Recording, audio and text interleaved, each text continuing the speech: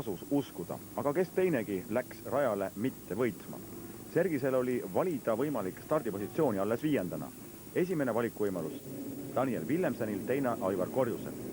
Ning start. Taaskord pidime siiski tunnistama, et lätlased Sergis Rasmanis pole kiired mitte ainult vahetus rajavõitluses, vaid praktiliselt alati tabavad nad stardipuu langemise ning lähtemärguande kõige paremini ära. Seekord saadi aga kogu sõiduks väärikas vastane. Juba algmeetritest asus lätlasi jälitama Hollandi-Belgia duo Willemsen-Verbrügge. 3. püskisid esimese kurvi järel lahingusse vennad Janssenid ning 4. taaskord filigraanse stardi järel venelased Sherbinin, Sosnavskih. Sergise ning Willemseni ekipaažid tegid järgnevatega paraja vahe sisse seekord juba esimese 400 meetriga. Ilus oli sealjuures jälgida seda, et Willemsen võimsa Läti korvipaari ees mingit aukartust ei tundnud.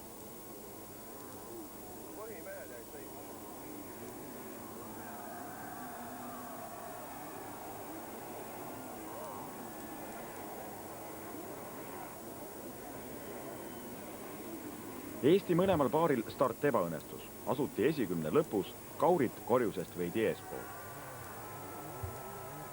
Nauditav duell Sergis Willemsen.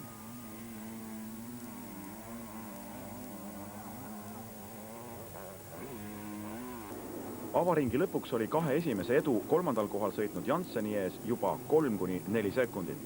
Venelased hoidsid hollandlaste järel 4. kohta, siis veidi tagapool tuli juba grupp, kus oma positsiooni nii Kaurit kui Korjus parandama hakanud olid.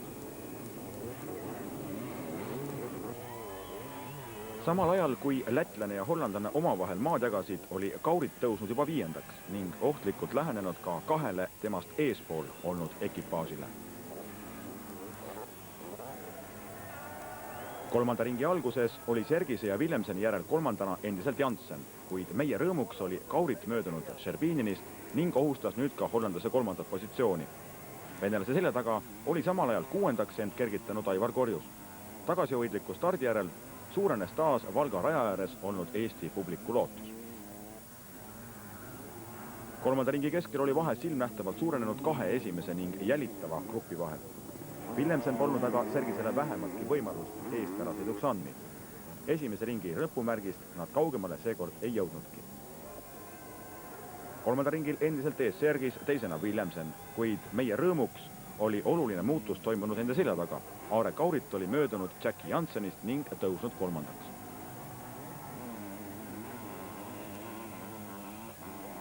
Ebaõnnemehed olid selles sõidus lätlased Stelle ja Stupelis, kelle sõit selle kukkumisega katki jäigi. Avasõidus muide olid nad lõpetanud 12. 4. ring on algamas, Sergis endiselt hollandlase ees.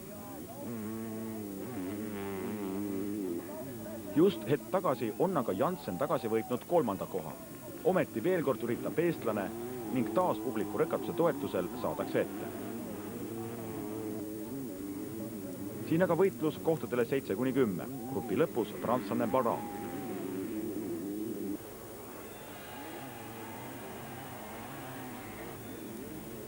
Vahepeal pilk ka kahe esimese selja taha. Kõik on korras. Kaurit hoiab 3. kohta.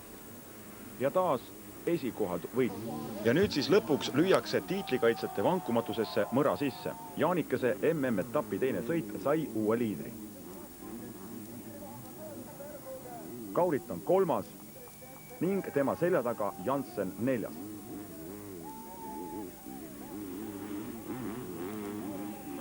Nende järel tuleb aga 10 sekundi sees 5. grupp. Selle etteotsa on tõusnud Aivar Korjus, seejärel Sherbinin, Beaumont, Happich, veelgi rohkem kandadelt pudenenud. 4. koha eest käib aga vägev duell. Veel ei saa Korjus šanssi Jansseni vastu. Belglane katab rünnakuid väga edukalt. Ka Kaurit mõistis, et seekord on 3. koht maksimum, mis sellest sõidust võtta võimalik.